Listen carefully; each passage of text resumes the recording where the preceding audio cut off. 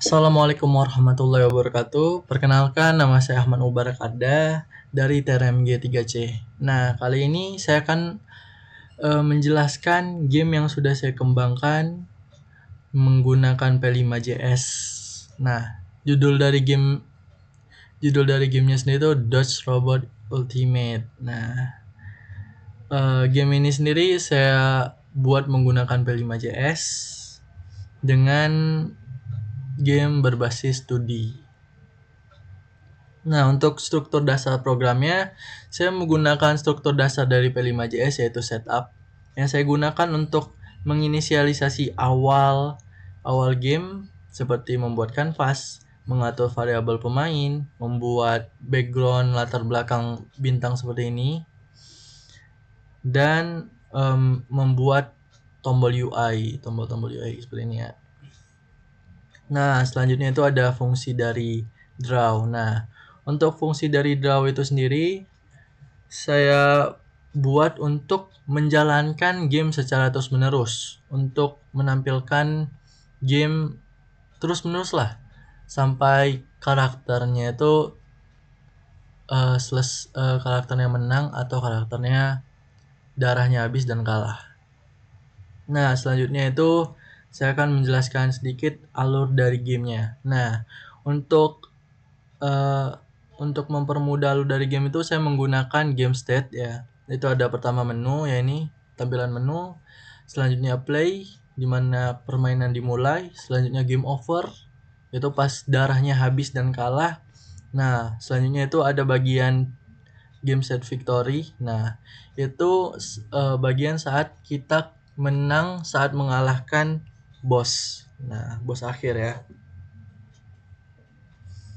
Nah, selanjutnya saya akan menjelaskan sedikit mekanisme dari gamenya sendiri. Nah, gamenya sendiri ini saya menggunakan fungsi spawn enemy dan draw enemy. Jadi itu musuhnya itu bakalan tersimpan di array dan nanti akan muncul sesuai dengan logika gamenya sendiri. Nah, saya itu menggunakan sistem, mungkin kita mulai ya.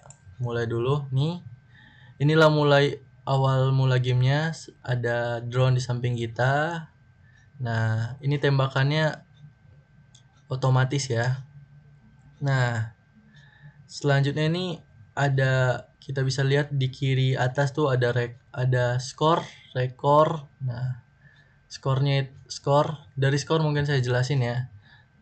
Game ini kan tuh sebuah game dodge. Nah, game dodge yang gamenya tuh kita harus menghindar dari musuh. Nah, tapi bukan cuman menghindar, kita juga harus menembak musuh biar kita bisa mendapatkan skor.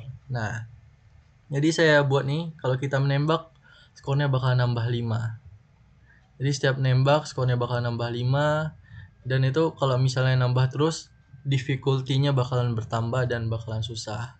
Ini ada indikator dari difficulty-nya nih ya, di samping koin itu ada yang koin tuh di bawah ada bar.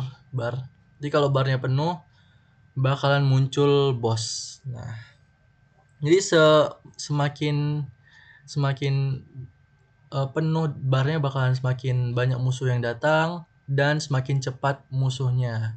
Nah, selanjutnya di bawah kiri kita bisa lihat ada bar nyawa. Itu 3 ya, 3. Untuk di awal saya kasih 3. Nah, nyawa sebagai awalan biar nggak langsung kalah lah. Nah, selanjutnya itu karakter dari gamenya ini sendiri saya kasih mekanisme dari dash. Nah, dash jadi kalau misalnya dash itu kita bisa menghindar dari musuh. Nah, tanpa terkena obstacle-nya gitulah. Nah, ini level up, kalau misalnya nanti ada muncul level up itu berarti difficulty-nya nambah nih. Kayak tadi level up difficulty-nya nambah, datang musuh yang bisa nembak ini. Untuk musuh ini saya buat dari rectangle. Nah, musuh yang merah ini dia punya beberapa fase. Yang pertama datang ya. Jadi dia bakalan datang baru bakalan berhenti nembak. Nah, setelah ditembak kalau misalnya kita tembak, dia bakalan lari. Jadi kalau misalnya kita nggak bunuh, misalnya kita tembak doang lah, dia bakalan lari dan kita nggak bakalan dapat poin skornya. Nah, gitu ya. Ini musuhnya bakalan nempel terus nih, makin banyak sampai kita ngekill musuhnya. Nah, selanjutnya saya bakalan ngejelasin item-item apa aja yang ada di game ini. Nah, mungkin tadi udah pada lihat ya. Ada seperti kuning-kuning gitu. Nah, mungkin saya mati dulu ya dari awal. Kita ulang. Ini UI-nya begini ya. Saya menggunakan fungsi dari draw glass. Nah, kita mulai ulang dulu. Nah, ini ya mulainya. Ini ada darah, bisa nambah darah. Jadi kalau kita ngambil pack itu bakal nambah darah ini. Nah, ini shield. Nah, shieldnya ini bakalan bertahan sampai kita terkena musuh, tapi nggak bisa di stack. Nah, gitu ya. Selanjutnya ini kita, nah ini koin, bakal nambah koin.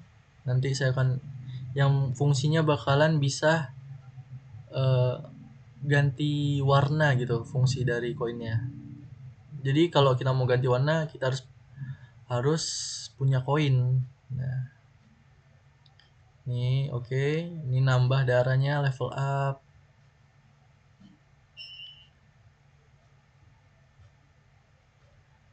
Ini saya fokus bakalan fokus sampai ketemu bos ya. Oke, akhirnya ini ya, saya ketemu bosnya nih. Nah, ini bosnya ini saya buat menggunakan rectangle dan mata yang menggunakan rectangle dan saya kasih animasi sedikit.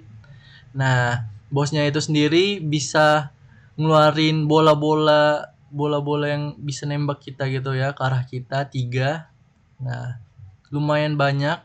Nah, di fase bos ini juga bakalan tetap ada item seperti shield dan darah buat bertahan lawan bosnya.